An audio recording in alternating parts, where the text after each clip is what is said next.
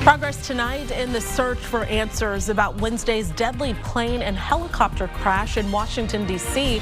The key evidence investigators found that is now on its way to get analyzed. As the state's tollway system transitions to a new provider, we discover new text tag troubles for a lot of drivers. KXAN investigates coming up. Plus 80s on the way. We'll show you how quickly they get here, how long they last, and whether we can squeeze out any more rain anytime soon. That's what kills me, it's these kids. Because I work with kids all day. It's just one of those things where you don't want to see anyone go through this. A Virginia man says his ex-wife, a figure skating coach, was among those lost in the plane crash over the Potomac River last night. Among the passengers and crew, multiple skaters, their mothers, and coaches were on the American Eagle flight that crashed with the Army Black Hawk helicopter. They were on their way home from a camp in Kansas that represented the next generation of U.S. figure skating. The young athletes were 13 and 16 years old. These skaters were invited to the development camp because of how amazing they are, the potential that they showed on the ice, and the capabilities that they had at such a young age show that they had promise for the future of this sport.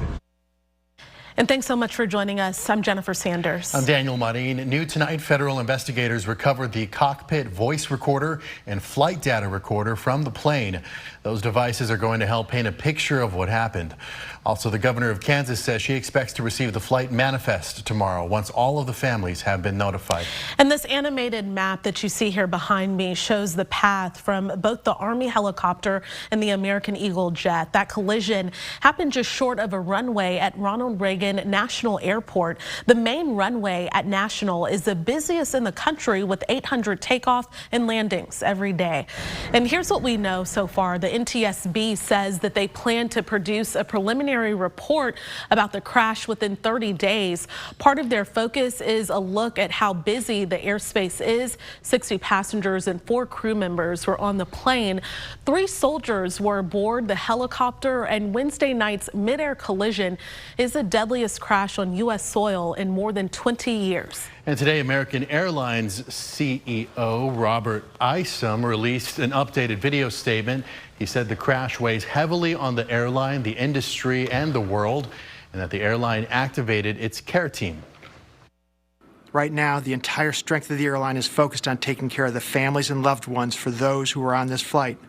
Nothing is more important than safety in our business. It's a responsibility that every American Airlines team member and aviation professional takes very seriously. And a report by the FAA today said staffing in the air traffic control tower at Reagan Washington National Airport was, quote, not normal for the time of day and volume of traffic, but was still allowed, though not ideal, under safety standards. President Donald Trump has signed a pair of executive orders dealing with the FAA, one to undo the Biden administration's diversity, equity, and inclusion policies. President Trump today suggested DEI policies could have played a role in the crash, along with pilot and control tower errors, though he cited no evidence. Austin's airport is missing about half of the air traffic controllers it needs. That's according to Congressman Lloyd Doggett. He says now there is a risk for travelers if the FAA can't hire more staff. The Trump administration recently put a hiring freeze on civilian federal positions, but it's unclear at this time if that impacts air traffic controllers. My concern is that that freeze gets in the way of getting us the air traffic controllers that we need here so desperately. KXAN reached out to the FAA to ask about staffing at Texas airports and also to get clarity on what amounts of staffing would be adequate. We'll let you know when we hear back. Let's take you outside to our camera in High Texas in west sections of Blanco County, the Covington Cellars there. We're already cooling off to 46. You can see the skies are clearing with just the last of the clouds off in the distance. Thicker cloudiness is east of 35, but the thinner clouds and more starry skies west of 35. We've been watching this stream of clouds coming in from southwest to northeast most of the afternoon and early evening, and they're finally pulling away to our eastern sky now. Still, those of you that still have some clouds around are on the warm side. 58 in Austin, middle 50s in our eastern counties, and the areas that are clearing have dropped into the 40s, and we expect that the rest of us follow as we continue to kick out these clouds. So heading for 48 as we begin your Friday morning in Austin, but there'll be some spots in the middle and lower 40s, especially in the hill country. We'll keep tracking cool nights, but warmer days on the way, including over the weekend. An update to your forecast for Saturday and Sunday, and then the first sign of 80s for next week, the first 80s of the year, but it will come with some humidity. All right, Nick, thank you so much. The Round Rock Police Department shut down what officers called an illegal game room today. The department revealed it monitored the Sky Digital Lounge. That's off I-35. They said they monitored that for months. Now, officers got a search warrant and say this morning they confiscated about 64 gambling machines, gambling proceeds, and other paraphernalia. Police said several people were identified and criminal charges are pending as that investigation continues. 5 people were arrested within the last 24 hours in connection to a homicide back in November. The U.S. Marshals Lone Star Fugitive Task Force announced the arrests of Cameron Josh Anthony Perkins, Lawrence Jones, Rihanna Doreen Farillas, John Charles Williard Jr., and Jadarin McKeel Forbes. All are charged with capital murder. Austin police say several people broke into Xavier Jones Sr.'s apartment last November and shot and killed him. This happened on East Wonesley Drive near 183 and I-35. Investigators have identified a 6th suspect, but that person has not yet been arrested. The National Transportation Safety Board is out with its preliminary report into a deadly crash between a Union Pacific train and a tractor trailer in Pecos, that's near Odessa. The collision caused a derailment where one of the train cars crashed into a city building. The NTSB says the tractor trailer was blocking the railroad crossing and sat there for about a minute before the crash. That report goes on to say that the train crossings warning system was working, and no word yet on why that tractor trailer stopped. Upon approach, the train applied its emergency brake, but only slowed from 68 to 64 miles per hour before the impact. 2 Union Pacific employees and 3 bystanders were injured. 2 confirmed cases of measles have popped up in Texas. That's according to the State Department of Health Services. Both cases are in unvaccinated school-age children living in Gaines County, that's in West Texas. Both were hospitalized in Lubbock and have since been discharged. This comes after 2 unvaccinated children in Harris County tested positive earlier this month. The state says measles is a highly contagious respiratory illness and can be life-threatening. Symptoms usually begin 1 to 2 weeks after exposure and include high fever, cough, runny nose, and red watery eyes. That's then followed by a rash on the face, which then spreads to the rest of the body. Nearly 2 years after our team exposed major billing and customer service issues with the state's tollway system, we continue tracking the text tag troubles that persist. Following our investigation, the state turned text tag operations over to the Harris County Toll Road Authority in the Houston area in November. But investigator Matt Grant learned for most that transition meant their accounts weren't transferred and became inactive. Go back this way to the truck. At 77, Mike Stratton isn't slowing down. I drive a lot every day. This Burnett County home builder says he drives hundreds of miles a day. It'd be a lot easier if I could get on a toll road without him being harassed. Racking up more than $1,000 in toll bills and late fees. This is all 2024. And this is 2023. The Central Texas Regional Mobility Authority, which has customers using text tag stickers while driving on its Austin area toll roads, labeled him a habitual violator, blocked him from renewing his vehicle registration, and sent his balances to collection. This is my military retirement. Aside from the CTRMA bills, Stratton, a disabled Vietnam veteran, traces additional toll troubles back to his text tag account starting in 2023. So why not just pay it? I don't know it. I'm a disabled veteran. I earned that right. And I'm not going to pay something that I don't have, that I'm not supposed to be paying. That's because many tolling agencies, including CTRMA and TxDOT, allow disabled veterans with plates like this to drive for free. Stratton says he spent hours on the phone and in person trying to clear his name and mounting bills, fighting for a benefit he earned. Has that gotten you anywhere? No. Not a bit. Instead, he got this letter telling him his account would not be transferred over to the Harris County Toll Road Authority. Stratton is one of 1.4 million, or 60% of TexTag customers whose accounts were not transferred during the switch because TexTag says they weren't in good standing.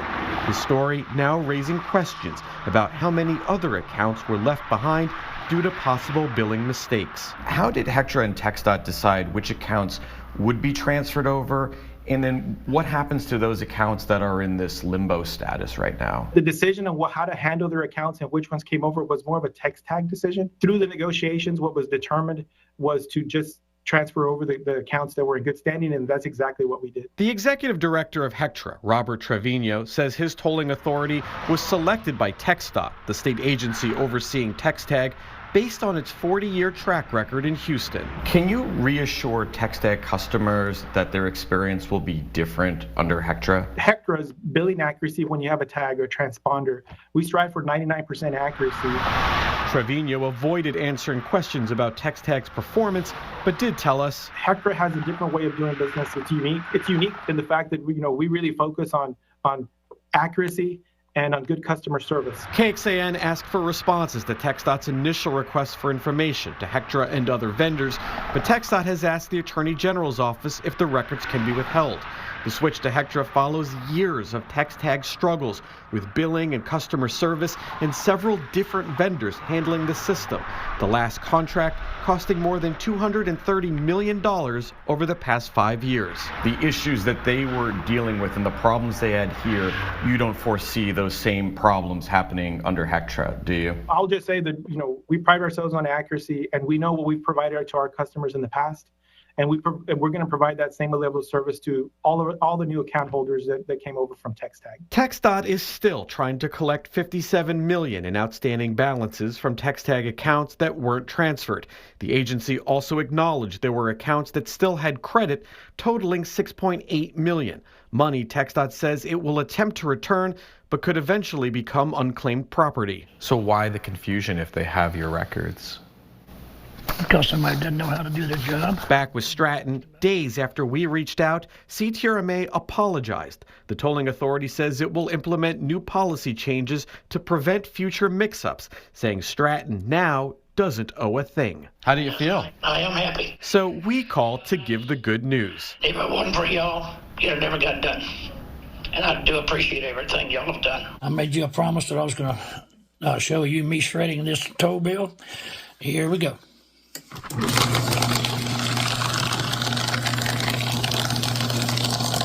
With his bill problem solved, it's gone.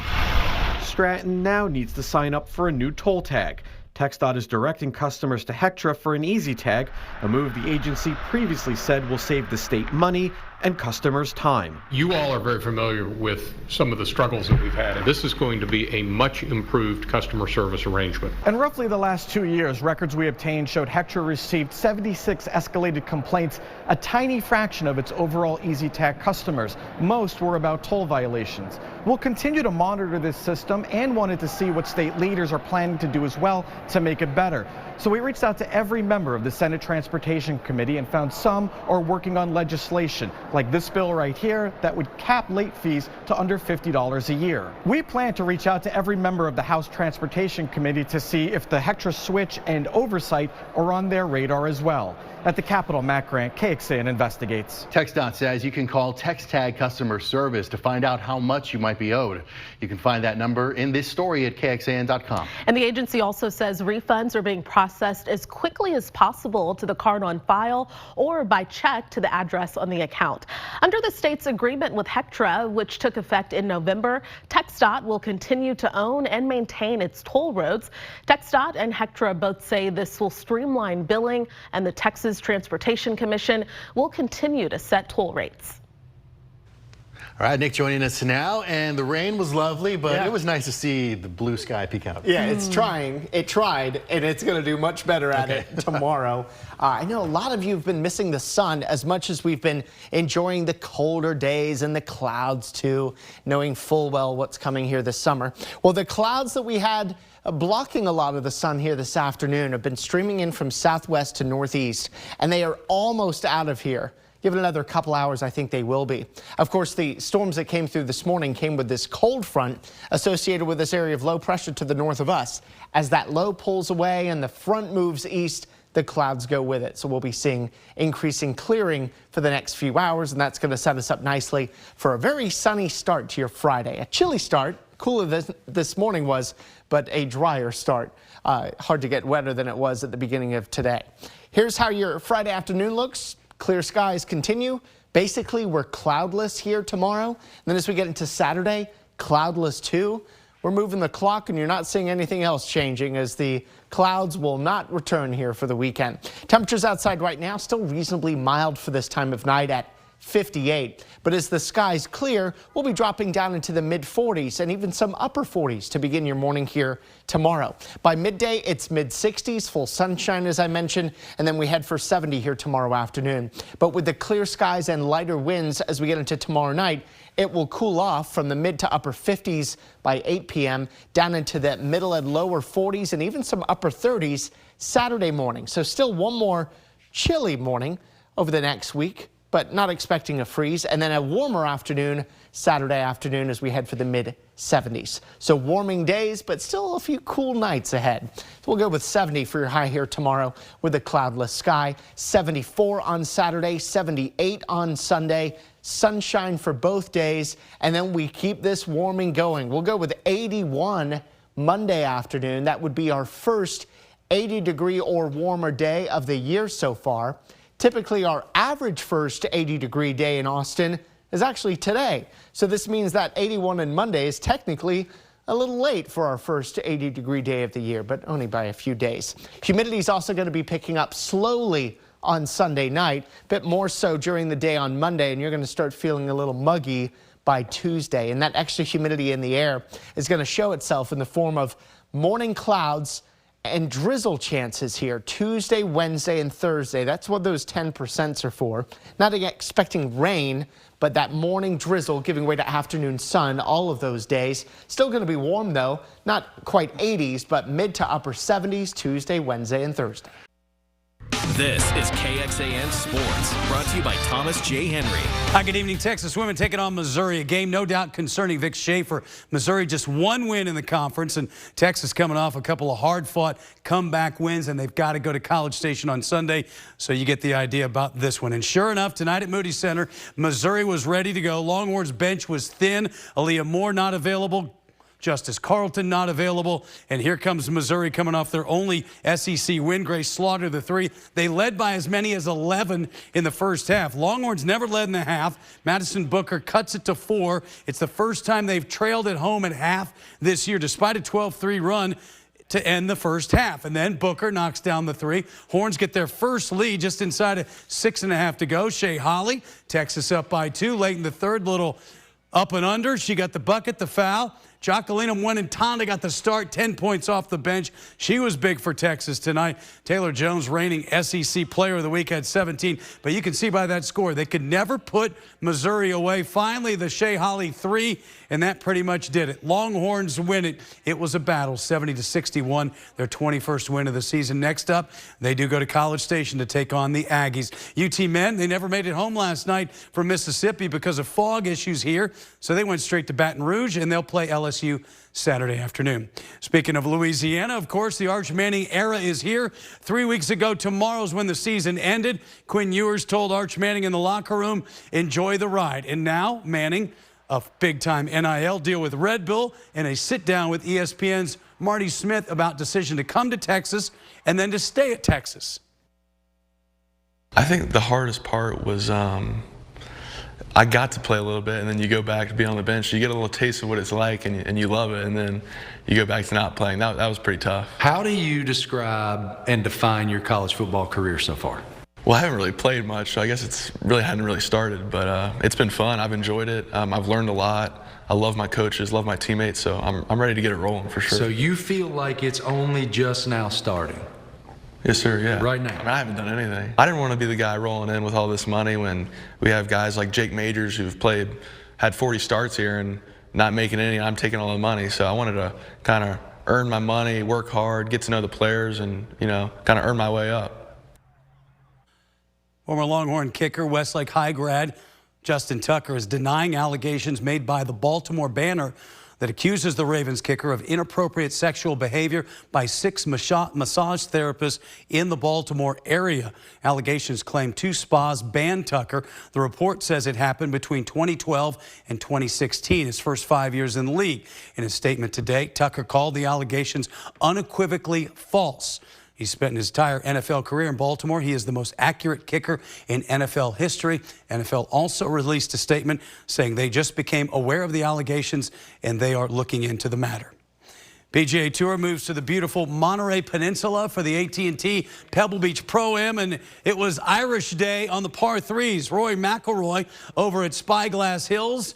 He dunked it for a 1. He's 2 back. And then his countryman Shane Lowry over at Pebble Beach. They played 2 different courses the first couple of days. He dunks it in for a 1. He's 2 back of the lead. Scotty Scheffler had that kitchen knife incident that kept him out of the first few weeks with a bad cut. First event, he shoots 5 under par today, 3 behind Russell Henley, who is at 8 under par and alone in first. Texas Ranger baseball coming to the CW Austin this spring. We'll have 15 games. For more sports, go to KXAN.com.